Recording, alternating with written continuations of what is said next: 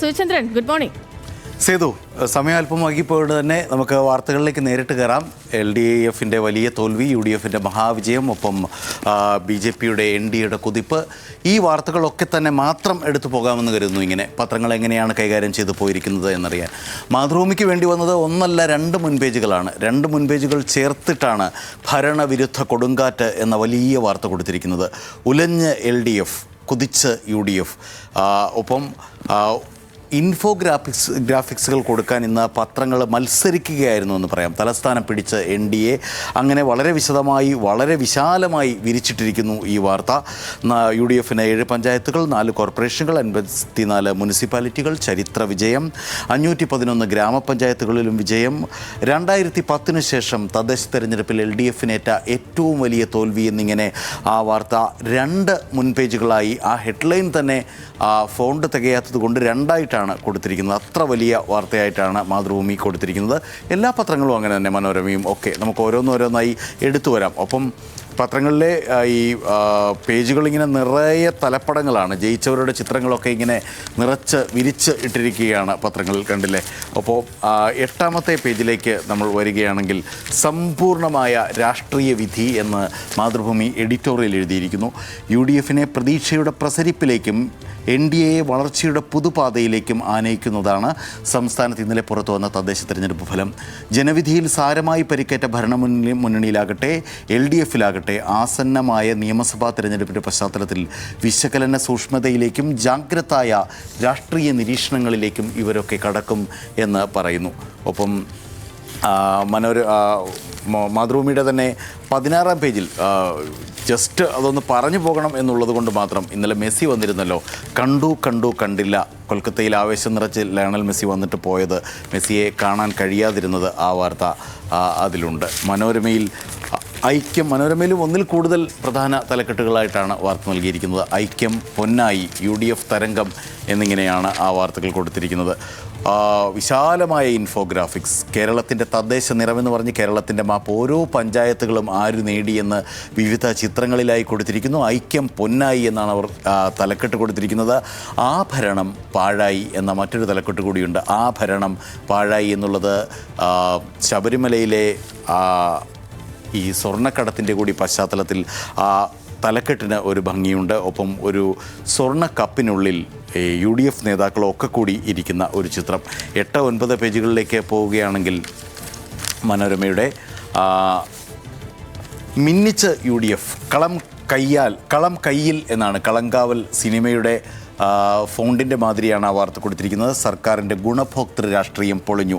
തദ്ദേശത്തിൽ 2010 നേടിയ റെക്കോർഡ് ജയത്തിനൊപ്പം നിൽക്കാവുന്ന മിന്നുന്ന പ്രകടനത്തോടെ CPM-നെയും സർക്കാരിനെയും പിടിച്ചുലയ്ക്കുകയാണ് UDF. ഒപ്പം ഓരോ മേഖലയിലും എന്താണ് സംഭവിച്ചത്, തെക്കൻ മധ്യ കേരളം തിരിച്ചു പിടിച്ചത് എങ്ങനെയാണ്, മന്ത്രിമാരുടെ മണ്ഡലങ്ങളിലെ പ്രകടനം എങ്ങനെയാണ്, ആശയക്കുഴപ്പത്തിലാണ് ഇപ്പോഴും LDF. ലോക്സഭാ തെരഞ്ഞെടുപ്പിൽ ഭൂരിപക്ഷ ന്യൂനപക്ഷ വിഭാഗങ്ങളുടെ വോട്ട് ഒരുപോലെ ചോർന്നു പോയതിനെക്കുറിച്ച്, ഇനി ഈ ന്യൂനപക്ഷ രാഷ്ട്രീയ ലൈൻ എങ്ങനെ പൊളിച്ചെഴുതണം എന്ന ആശയക്കുഴപ്പത്തിലാണ്. പോളിംഗ് ഗ്രാഫ് ടെസ്റ്റ് എന്ന് പറഞ്ഞിട്ട്, ഒപ്പം നേതാക്കളുടെ കാരിക്കേച്ചർ, ഭാരോദ്വഹനം നടത്തുന്ന നേതാക്കളുടെ കാരിക്കേച്ചർ രൂപത്തിൽ ഓരോരുത്തരുടെയും ഗ്രാഫ് എങ്ങനെ പൊങ്ങി താഴ്ന്നു എന്ന് കാണിക്കുന്നു. പിണറായി വിജയൻ, VD സതീശൻ, MV ഗോവിന്ദൻ, സണ്ണി ജോസഫ്, ബിനോയ് വിശ്വം ഒക്കെ കൂടി പറയാൻ സമയമില്ല. ജനഹിതത്തിൻ്റെ നവകേരള യാത്ര ഊർജ്ജം വീണ്ടെടുത്ത UDF തോൽവി ചോദിച്ചു വാങ്ങി LDF എന്ന് അവരും അവരുടെ എഡിറ്റോറിയൽ എഴുതിയിരിക്കുന്നു. ഒപ്പം മനോരമയുടെ 9ലേക്ക് പോവുകയാണെങ്കിൽ, മനോരമയുടെ 9ാം പേജിലേക്ക് നമ്മൾ നോക്കുകയാണെങ്കിൽ 2ലേക്ക് വോട്ടുവാട്ടം എന്നാണ് മറ്റൊരു വാർത്ത. നീക്കങ്ങളെല്ലാം പാളി, കേരള കോൺഗ്രസ് M-നെ കുറിച്ചാണ് വാർത്ത. അതേസമയം കരുത്തു ചോരാതെ ജോസഫ് ഗ്രൂപ്പ് നിൽക്കുന്നു. കേരള കോൺഗ്രസ് M-നെ മുൻനിർത്തി ഇത്തവണ കോട്ടയം പിടിക്കാൻ LDF നടത്തിയ നീക്കങ്ങളൊക്കെയും പാളി എന്ന മനോരമയുടെ വാർത്ത.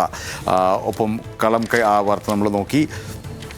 14ാം പേജിൽ ആളിടിഞ്ഞു എന്നാണ് മറ്റൊരു വാർത്ത. അതായത് നേരത്തെ പറഞ്ഞതുപോലെ മെസ്സി എങ്ങനെയാണ് കൊൽക്കത്തയിൽ വന്ന് ബഹളമുണ്ടാക്കി, ആകെ ആ ഒരു വാർത്ത മാത്രമാണ് വളരെ പ്രധാനപ്പെട്ട വാർത്തയായതുകൊണ്ട് മാത്രം ചിത്രങ്ങളുടെയും ആ സംഭവത്തിൻ്റെ കൗതുകവും കൊണ്ട് എടുത്തു പോകുന്നതിൻ്റെ വിശദാംശങ്ങളിലേക്ക് പോകാൻ ഏതായാലും സമയമില്ല. ഹിന്ദുവിൽ UDF victorious, LDF loses ground in local bodies എന്ന് പറയുന്നു. അതിൻ്റെ ഉൾപേജിലേക്ക് വരികയാണെങ്കിൽ anti incumbency clashes LDF hopes in local body elections. കേരളത്തിൽ ഭരണവിരുദ്ധം വികാരം ഉണ്ട് എന്ന് തന്നെ ഉണ്ടായിരുന്നു. അതാണ് ഈ വലിയ തോൽവിക്ക് കാരണമെന്ന് ദേശീയ ദിന ദിനപത്രമായ ഹിന്ദു പറയുന്നു. The writing on the wall is clear for the CPIM-led Left Democratic Front, which is in its second term in the State Assembly, has tested back-to-back wins in local body elections in 2015 and 2020. It is going to face strong headwind as it gear up for the Assembly polls 3 months after the line. എന്ന് പറഞ്ഞിട്ട് there is subterranean wave of anti-incumbency sweeping the state എന്ന് പറയുന്നു. കേരളത്തിൽ വളരെ വലിയ ഭരണവിരുദ്ധ വികാരം ആഞ്ഞടിക്കുന്നുണ്ട് എന്ന് ഹിന്ദുവും പറയുന്നു. ദേശാഭിമാനിയിലേക്ക് വന്നാൽ ഇന്നത്തെ ദേശാഭിമാനി പത്രം എങ്ങനെ ഈ വാർത്തയെ ഉൾക്കൊള്ളും, കൈകാര്യം ചെയ്യുമെന്ന് നമുക്കൊക്കെ കൗതുകമുണ്ട്. ഒന്നാമത്തെ പേജിൽ UDF മുൻതൂക്കം എന്ന് വളരെ ഫ്ലാറ്റായിട്ടൊരു വാർത്ത കൊടുത്തിരിക്കുന്നു. അതിൽ തന്നെ എങ്ങനെയാണ് ഈ മുൻതൂക്കം എന്ന ആദ്യ ഖണ്ഡികയിൽ പറഞ്ഞതിന് ശേഷം ജമാഅത്തെ ഇസ്ലാമി SDPI തീവ്ര വർഗീയ ശക്തികളുമായി പരസ്പരം കൂട്ടുചേരാനും ചിലയിടങ്ങളിൽ BJPയുമായി രഹസ്യധാരണയുണ്ടാക്കാനുമാണ് ശ്രമിച്ചത് എന്ന് ദേശാഭിമാനി പറഞ്ഞു വയ്ക്കുന്നു. അടുത്ത പേജിൽ തിരുത്തും മുന്നേറും എന്ന ദേശാഭിമാനിയുടെയും CPIM-ൻ്റെയും സ്വയം വിമർശനമാണ് കൊടുത്തിരിക്കുന്നത്. ജനവിധി പരിശോധിക്കും, തിരുത്തലിനുള്ള അവകാശമാക്കും. ജനങ്ങളുടെയും നാടിൻ്റെയും പ്രശ്നങ്ങൾക്കാണ് LDF സർക്കാർ പ്രാധാന്യം നൽകിയത്. ഇതൊന്നും ജനങ്ങൾ കണ്ടില്ലല്ലോ എന്നൊരു വിലാപം അതിൻ്റെ ഉള്ളിലൂടെ വായിച്ചെടുക്കാം. ജനങ്ങളുടെ ആകെ പിന്തുണയാർജിക്കും എന്ന പിണറായി വിജയൻ്റെ പ്രസ്താവന. വോട്ടിങ്ങിലെ പ്രവണത പരിശോധിക്കുമെന്ന് MA ബേബി ദേശീയ ജനറൽ സെക്രട്ടറി പറയുന്നത്. തിരിച്ചടി അപ്രതീക്ഷിതം, ഇതിനെ അതിജീവിക്കും എന്ന് ഗോവിന്ദൻ മാസ്റ്റർ പറയുന്നത്. ഇതൊക്കെ അതിലുണ്ട്. വീക്ഷണത്തിലേക്ക് വരികയാണെങ്കിൽ വീക്ഷണത്തിൽ നിന്ന് ആഘോഷിക്കേണ്ട ദിവസമാണ്. വീക്ഷണം മൊത്തം നീല നിറത്തിൽ മുങ്ങിക്കൊളിച്ചു നിൽക്കേണ്ട ദിവസമാണ്. പക്ഷേ ലേഔട്ടിലൊന്നും വലിയ പരീക്ഷണങ്ങൾക്ക് അവർ മുതിരുന്നില്ല. ആഞ്ഞടിച്ചു UDF കൊടുങ്കാറ്റ് എന്നാണ് വീക്ഷണം പറയുന്നത്. തകർന്ന് തരിപ്പണമായി LDF. സെമി ഫൈനൽ പ്രഹരം, പിണറായി വിജയൻ അന്ത്യശാസനം. തലസ്ഥാനത്ത് BJPക്ക് വോട്ട് മറിച്ച് CPM. അങ്ങനെയാണ് തലസ്ഥാനം പോയത് എന്നുകൂടി അവർ പറയുന്നു. പരാജിതനായി വിജയൻ എന്ന് മൂന്നാം പേജിൽ. ഏകാധിപത്യത്തിനേറ്റ തിരിച്ചടിയെന്ന് വിലയിരുത്തൽ. കോർപ്പറേഷൻ ബിന്നിൽ കുപ്പയ്ക്കൊപ്പം കിടക്കുന്ന കാരിക്കേച്ചറായിട്ടാണ് പിണറായി വിജയനെയും MV ഗോവിന്ദനെയും ചിത്രീകരിച്ചിരിക്കുന്നത്. മുഖ്യമന്ത്രി പിണറായി വിജയൻ്റെ ഏകാധിപത്യത്തിനേറ്റ ജനവിധിയെന്നാണ് വിലയിരുത്തൽ എന്ന മട്ടിലാണ് വീക്ഷണം വാർത്ത നൽകിയിരിക്കുന്നത്. നിശ്ചയമായും ജന്മഭൂമിയാണ് ഇന്ന് അടുത്തതായി നോക്കേണ്ട പത്രം. ഒന്നാമത്തെ പേജ് മുഴുവനായി നൽകിയിരിക്കുകയാണ്. ആവേശം തീരാതെ ജന്മഭൂമി. തലയെടുപ്പോടെ NDA, കേരളവും മാറി, തലസ്ഥാനം BJP ഭരിക്കും എന്നാണ് ആ വാർത്ത. പാലക്കാട് ഹാട്രിക്, തൃപ്പൂണിത്തുറ പിടിച്ചു. 25 പഞ്ചായത്തുകൾ NDAക്ക് പോരാ, തീരുന്നില്ല. അടുത്ത ഒന്നാം പേജിൻ്റെ പ്രാധാന്യത്തിൽ തന്നെ മൂന്നാം പേജിൽ പത്മനാഭം എന്നാണ് തലക്കെട്ട്. പത്മനാഭൻ്റെ മണ്ണ എന്നുള്ളതും പത്മം താമര എന്നുള്ളതും ചേർത്തിട്ട് പത്മനാഭം. അനന്തപുരിയിൽ ആനന്ദപൂരം. അവർക്ക് വിശേഷണങ്ങൾ തികയുന്നില്ല. ഭാർഗവ കേരളത്തിൻ്റെ ഹൃദയം കീഴടക്കി ശ്രീപത്മനാഭൻ്റെ മണ്ണിൽ നിന്ന് ജനകീയ മുന്നേറ്റത്തിന് തുടക്കമെന്നൂടെ തുടങ്ങി.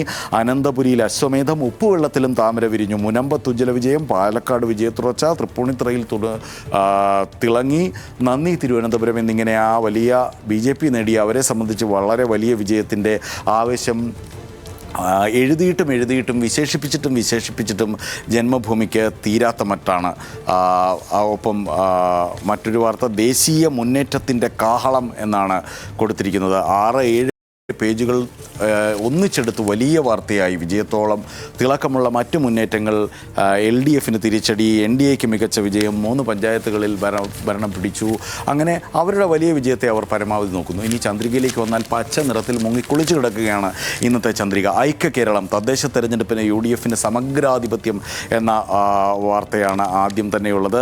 ഒപ്പം ഉള്ളിൽ UDF തൂക്കി എന്നൊരു പൂക്കി ഹെഡ്ലൈനാണ് ചന്ദ്രിക കൊടുത്തിരിക്കുന്നത്. 4 കോർപ്പറേഷനും 7 ജില്ലാ പഞ്ചായത്തും 500-ലേറെ പഞ്ചായത്തും. വിശദാംശങ്ങൾ നമുക്കറിയാം. എങ്ങനെ പത്രങ്ങൾ ഈ വാർത്തകൾ കൈകാര്യം ചെയ്യുന്നു എന്നാണ് നമ്മൾ നോക്കുന്നത്. ഒപ്പം മുസ്ലിം ലീഗ് മലബാർ മേഖലയിൽ നേടിയ വലിയ വിജയത്തേരിലേറി മുസ്ലിം ലീഗ്. ഗ്രാമപഞ്ചായത്ത് വാർഡുകൾ ആകെ മുസ്ലിം ലീഗിന് 1980, ബ്ലോക്ക് ഡിവിഷനുകൾ 269, ജില്ലാ പഞ്ചായത്ത് ഡിവിഷൻ 50, മുനിസിപ്പൽ വാർഡുകൾ 510, കോർപ്പറേഷൻ വാർഡുകൾ 34. ആകെ 2843 വിജയങ്ങളാണ് ചന്ദ്രിക നേടിയത്. ആ ചന്ദ്രികയുടെ വലിയ വിജയത്തെ അവർ വലുതായി തന്നെ നൽകുന്നു. ഒപ്പം ഈ വിജയത്തേരിലേറി മുസ്ലിം ലീഗ്. ഒപ്പം CPM ക്യാപ്സൂളായി എന്നാണ് മൂന്നാമത്തെ പേജിൽ അവർ പറയുന്നത്. അതായത് ഈ തോൽവിയുടെ വിശദാംശങ്ങൾ വിശദീകരിക്കാൻ, ന്യായീകരണങ്ങൾ കൊണ്ടുവരാൻ വേണ്ടി പറയാൻ വേണ്ടിയിട്ട് പിണറായി വിജയനും മറ്റും നടത്തിയ CPM നേതൃത്വം നടത്തിയ വാർത്താ സമ്മേളനങ്ങൾ ക്യാപ്സൂളായി എന്ന് പറയുന്നു. മാധ്യമം നോക്കുകയാണെങ്കിൽ ഇടതു കോട്ടകൾ തകർന്നു, കേരളം തൂത്തുവാരി UDF, ഐക്യ തരംഗം എന്നാണ് അവർ തലക്കെട്ട് നൽകിയിരിക്കുന്നത്. ഒപ്പം 6-7 പേജുകൾ ഇതേപോലെ ഒന്നിച്ചെടുത്തിരിക്കുകയാണ്. ആവേശത്തിൻ്റെ ആത്മവിശ്വാസത്തിൻ്റെ കൊടുമുടിയിൽ നാട്ടങ്കത്തിൽ UDF, ഇത് ഭരണമാറ്റത്തിൻ്റെ ട്രെയിലറോ സെമി ഫൈനലിൽ ആധികാരിക വിജയം എന്നിങ്ങനെ ജമാഅത്തെ ഇസ്ലാമിയുടെ മുഖപത്രം കൂടിയായ മാധ്യമം പറയുന്നു. തദ്ദേശ ബലങ്ങളിൽ നിന്ന് പഠിക്കാനുള്ളത് എന്ന് പറഞ്ഞ് എഡിറ്റോറിയൽ എഴുതിയിട്ടുണ്ട്. ആ എഡിറ്റോറിയലിൽ വലിയ വിമർശനം ഉന്നയിക്കുകയാണ് സർക്കാരിനെതിരെ. മുഖ്യമന്ത്രി പിണറായി വിജയനും ഭരണകക്ഷിയായ CPMൻ്റെ സംസ്ഥാന സെക്രട്ടറിയുമായിരുന്നു അതായത് കേവല രാഷ്ട്രീയ വാദപ്രതിവാദങ്ങളാണ് മുങ്ങി നിന്നത്. ഒപ്പം വർഗീയ മുദ്ര പതിപ്പിച്ച് പ്രചാരണ രംഗം കൈയടക്കാനുള്ള ശ്രമമാണ് നടത്തിയത് എന്ന് മാധ്യമം പറയുന്നു. ജനയുഗത്തിലേക്ക് പോവുകയാണെങ്കിൽ UDFന് നേട്ടമെന്ന് വളരെ ഫ്ലാറ്റായിട്ട് എഴുതി അവർ വിട്ടിരിക്കുകയാണ്. ഒപ്പം സുപ്രഭാതത്തിൻ്റെയും സിറാജിൻ്റെയും വാർത്തകൾ കൂടി നോക്കേണ്ടതുണ്ട്. സുപ്രഭാതം തദ്ദേശത്ത് ഐക്യ കാഹളം എന്നാണ് സുപ്രഭാതം പറഞ്ഞിരിക്കുന്നത്. സുപ്രഭാതം സമസ്തയുടെ മുഖപത്രമാണെന്ന് നമുക്കറിയാം. അതിൽ ഉള്ളിൽ ഐക്യ മഹാവിജയം എന്ന വലിയ വാർത്തയ്ക്കിപ്പുറം പാഠമാകേണ്ട ജനവിധി എന്ന് പറഞ്ഞ് സുപ്രഭാതം എഡിറ്റോറിയൽ എഴുതിയിരിക്കുന്നു. അതായത് പൊതുധാരയിലില്ലാത്ത ചില ചെറു സംഘടനകളെ ചാരി ഭൂരിപക്ഷ പ്രീണനം നടത്താനുള്ള പാഴ്ശ്രമം കേരളം പൊറുക്കില്ല. ഇനിയെങ്കിലും CPIM തിരിച്ചറിയേണ്ടതുണ്ട്. അത്തരം വർഗീയ ധ്രുവീകരണ തന്ത്രങ്ങളുടെ ഗുണഭോക്താക്കൾ നിശ്ചയമായും BJP ആയിരിക്കും എന്ന് സമസ്ത പറയുന്നു. സിറാജിലേക്ക് കൂടി വന്നാൽ AP വിഭാഗത്തിൻ്റെ പത്രമാണ് സിറാജും ഇതേപോലെ തന്നെ ഒന്നാമത്തെ പേജിൽ തദ്ദേശത്തിടതിന് കാലിറങ്ങി മേൽക്കൈ ഇടതുപക്ഷത്തോട് അടുത്ത് നിൽക്കുന്ന സമസ്ത വിഭാഗമാണെങ്കിൽ കൂടി അവരുടെ വലിയ വിമർശനം വന്നിരിക്കുന്നു. ജാഗ്രത കുറവുണ്ടായി, പ്രതിച്ഛായയ്ക്ക് മങ്ങലേറ്റ്, വികസന പദ്ധതികൾ ദൃശ്യത കുറവാണ്. ഒപ്പം ശബരിമല സ്വർണ്ണക്കൊള്ള വിഷയം, PM ശ്രീയിലെ നിലപാട് മാറ്റം എന്നിങ്ങനെ എണ്ണി സർക്കാരിനെ വിമർശിക്കുകയാണ് സിറാജ് പത്രവും. മംഗളത്തിൽ UDF തേരോട്ടം, NDA പോരാട്ടം, കേരള കൗമുദിയിൽ കൈക്കുമ്പിളിൽ എന്നിങ്ങനെ ഈ വാർത്തയെ അതിൻ്റെ പ്രാധാന്യത്തിൽ വിരിച്ചിടുന്നു. ഒപ്പം വിവിധ രാഷ്ട്രീയ കക്ഷികളുടെ മുഖപത്രങ്ങൾ അവരുടെ രാഷ്ട്രീയ അനുസരിച്ച് വിജയത്തെയും പരാജയത്തെയും വിശകലനം ചെയ്യുന്നു. സേതു.